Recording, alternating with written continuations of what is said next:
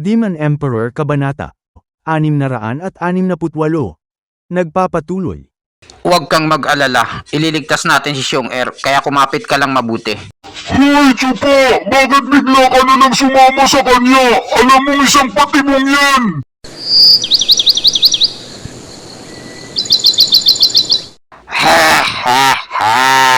Sa wakas, dumating na sila. Pagkatapos kitang pagpira-pirasuhin, kupal ka. Isusunod ko agad ang dalawang e-above mo. Kailangan ko lang muna magtago dito sa damo. Chupa, tignan mo, nandun si Xiong-Er! Bakit bigla na lang siyang iniwan dito na nag-iisa? Parang may mali ah.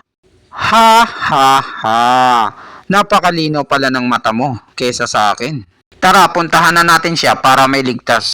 Tignan mo, tulog na tulog pa siya, parang sa bahay lang. Teka lang muna, lalapitan ko siya para gisingin. Ano ito? Parang nahihilo ako. Bakit biglang naging napakaliwanag ang buong paligid? Nasa langit na ba tayo? Gaya ng inaasahan ko, isa talaga itong patibong. Dahil hanggang kanina pa, wala pa akong nakikitang ari na malapit dito. Isa lang ang ibig sabihin nito, isang gago ang may gawa nito. Napakatapang mo talaga, bata. Alam mong isa itong patibong, pero pumunta ka pa rin. Dahil siguro sa sobrang yabang mo. Matandang lolo, hindi ka ba nahihiya? Isa kang ethereal stage na eksperto. Tapos gagamit ka ng pain na 2 dalagita para sa akin? Bakit? May problema ba? Alam mo naman na nandito tayo sa 2 dragon ni Mang Kanor. At palaging nakabuntot sa'yo ang 3 venerable na bodyguard mo.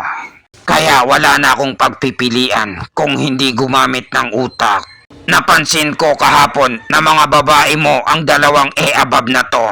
Kaya naman ginayuma ko sila para magamit sa'yo at mapalabas ka sa lungga mo. Pero parang may problema sa isa sa kanila. Kahit anong gawin ko, hindi pa rin tumatalab sa kanya ang gayuma. Kung ganon, ang tinutukoy mo ay si Xiong-Er. Isa siyang banal na babae sa Pilipinas na hindi pa nagagalaw. Isa rin siyang manghuhula at magaling din sila pagdating sa mga kaisipan. Kaya hindi talaga tatalab sa kanya ang gayuma mo at ilusyon na binili mo lang sa rekto. Kung ganon, yun pala ang dahilan. May narinig din ako na chismis sa Pilipinas na may isang angkan doon na may kakaibang katangian. Pero ngayon nakita ko na kung anong kakayahan nila. Pero bata, bakit mo sinasabi sa akin ang lahat ng ito?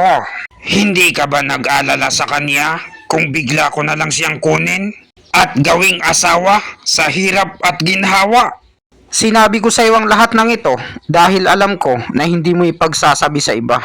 Dahil ang mga patay na ay hindi na nakakapagkwento pa. Napakayabang mo talagang magsalita, bata. Ngayong nandito ka na sa teritoryo ko, sa tingin mo makakaya mo pa akong talunin? Tinalo na kita nung may katawan ka pa. Lalo pa kaya ngayon nakaluluwa ka na lang? Hindi ako pagpapawisan sa laban nating ito. Matandang hukluban, siguro alam mo na ngayon. Walang ilusyon ang kayang mangibabaw sa katotohanan. Ang pakpak kong ito na si Phantom. Dadalhin ka nito sa isang ilusyon. Sa oras na makalapit ka dito. Tangina mo kang bata ka. Wala ka talagang utak na unggoy. Kahit may kakayahan ka pa, bobo ka pa rin. Kahit sabihin pa natin na pambihira ang pakpak mong si Phantom. Pero ang naapektuhan lang nito ay pisikal na katawan, hindi kaluluwa. Isa lamang akong kaluluwa ngayon, kaya hindi yan obra sa akin. Anong sabi mo? Kupal ka? Alam kong hindi totoo ang ilusyon na to. Niloloko mo lang ako. Pero ang sapak kong ito ay totoo kapag dumampi na dyan sa mukha mo. Ang kailangan ko na lang gawin ay sirain ang buong lugar na to. Tingnan na lang natin kung hindi mawasak ang ilusyon na to. Ano itong paparating sa akin? Aray! Ano, masarap ba? Kahit gaano ka pa kalakas, eto na ang magiging katapusan mo. Kupal ay ang aking mundo, ang imperno. Nasaan ako? Kanina nasa langit ako ah. Bakit naging emperno na? Sino kaya yung tumatawag sa akin? Ibalik mo sa amin ang aming buhay. Ibalik mo sa amin ang aming buhay. Hindi maaari. Saan nanggaling ang mga zombie na to? Isa lang itong ilusyon. Wawasakin ko kayo. Tangina, si matabang oso to ah. Shit, kakainin niya ang kamay ko at magiging zombie rin ako.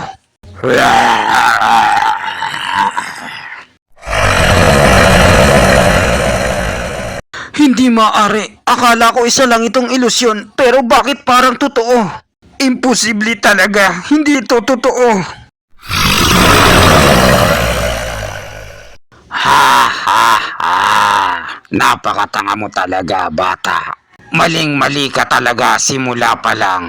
Ang kaluluwa ko ay ang panaginip na paru-paro. Ipinapadala ko ang mga tao sa isang bangungot, hindi ilusyon. Kahit ano pa ang gawin mo, wala kang magagawa. Dahil ako ang may kontrol sa panaginip mo. Hawak ko sa aking mga kamay kung anong gusto kong gawin sa panaginip mo. Bibigyan kita ng nakakatakot na bangungot at papahirapan kita ng husto. Ipaghiganti ko ang mga pinatay mong mag-aaral ko. At dito nagtatapos ang chapter 668. Maraming salamat po sa panunood nyo. Mag-subscribe para laging updated sa buhay ni Chupa.